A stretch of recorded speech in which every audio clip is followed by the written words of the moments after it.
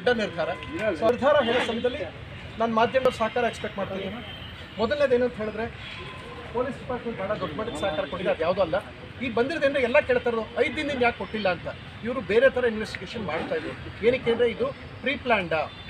And actually ಏನು ಅಂದರೆ ಬೇರೆ ಯಾರಾಗಿದ್ದು ಇಷ್ಟೊತ್ತಿಗೆ ಕೊಡ್ತಾ ಇದೆ. ಒಂಚೂರು ಅಂಧಾಭಿಮಾನಿಗಳಿಗೆ ದಯವಿಟ್ಟು ಹೇಳಿ, ಅಲ್ಲಿ ಚುಚ್ಚೋಕೆ ವೆಪನ್ ತಂದಿದ್ದು ದರ್ಶನ್ ಸರ್ ಜೊತೆ ಪಕ್ಕದ ಸೆಲ್ಲಲ್ಲಿ ಇದ್ರಲ್ಲ, ಬ್ಯಾರಿಕಲ್ಲಿ ಇದ್ದಂಥವ್ರು, ಆ ಕೇಸಲ್ಲಿ ಇದ್ದವರು.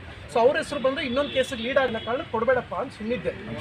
ನನ್ನ ದೊಡ್ಡತನ ಪುಣ್ಯಾತ್ಮರು ಅರ್ಥ ಮಾಡ್ಕೊಳ್ಳದೆ ನಿನ್ನೆ 2000 ಪೇಜಲ್ಲಿ ಟ್ರಾಲ್ ಮಾಡಿಸಿದ್ದಾರೆ. ನಿಮ್ಗೆ ಒಂದು ಮಾತು ಹೇಳ್ತೀನಿ ಸರ್, ನಂದು ಫ್ಯಾಮಿಲಿ ಇದೆ ಸರ್, ನಿಮ್ಮ ಫ್ಯಾಮಿಲಿ ಹಂಗೋ ನಮ್ಮದು ಹಂಗೆ ಸರ್.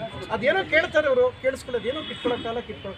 ಏನು ಸರ್ ಕಿತ್ಕೊಳ್ಳಿ? ನಮ್ಮ ಹತ್ರ ಮಾಧ್ಯಮನೇ ತೋರಿಸಿದೆ ನಿಮ್ಮದು ವಿಗ್ ಅಂತ. ವಿಗ್ಗಲ್ಲಿ ಏನು ಕಿತ್ಕೊಳ್ಳಿ ಸರ್? ನಾನು ಹೇಳಿ ಸರ್, ಏನು ಕಿತ್ಕೊಳ್ಳ? ಇನ್ನು ಮೀಸೆ ಗಡ್ಡ ನೀವು ಬಿಡೋದೇ ಇಲ್ಲ ಸರ್ ಕಿತ್ಕೊಳ್ಳೋಣ ಅಂದರೆ.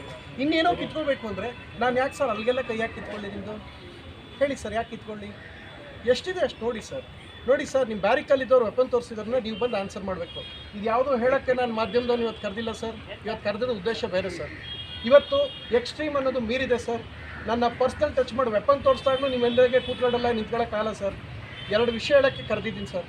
ಮೊದಲನೇದು ಏನು ಅಂತ ಹೇಳಿದ್ರೆ ಸರ್, ಇವತ್ತಿಂದ ಆಮರಣ ಅಂತ ಉಪವಾಸ ಮಾಡ್ತಾಯಿದ್ದೀನಿ ನಾನಿಲ್ಲಿ. 1 ಹನಿ ನೀರು ಕುಡಿತಾ ಇಲ್ಲ. ಯಾಕೆಂದರೆ ಇದು ಹಿಂದೆ ಇರೋದು ಅವರು ಯಾರಿದ್ದಾರೆ ಬಂದು ಎಂಕ್ವೈರಿ ಮಾಡಬೇಕು ಅಂತ. ಸೊ ಅದಕ್ಕೆ ದರ್ಶನ್ ಸರ್ ಬಂದು ಇಲ್ಲಿ ಸ್ಟೇಟ್ಮೆಂಟ್ ಕೊಡಬೇಕು. ಕೊಟ್ಟು ಇನ್ನೊಂದು ಸಲ ನಾವು ಪ್ರಥಮ ವಿಚಾರಕ್ಕೆ ನಮ್ಮ ಕಡೆಯವ್ರದಾಗಲೇ ನಮ್ಮ ಫ್ಯಾನ್ಸ್ ಬರಲ್ಲ ಅನ್ನೋದು ಅವ್ರು ಬರಬೇಕು. ಬರೋ ತನಕ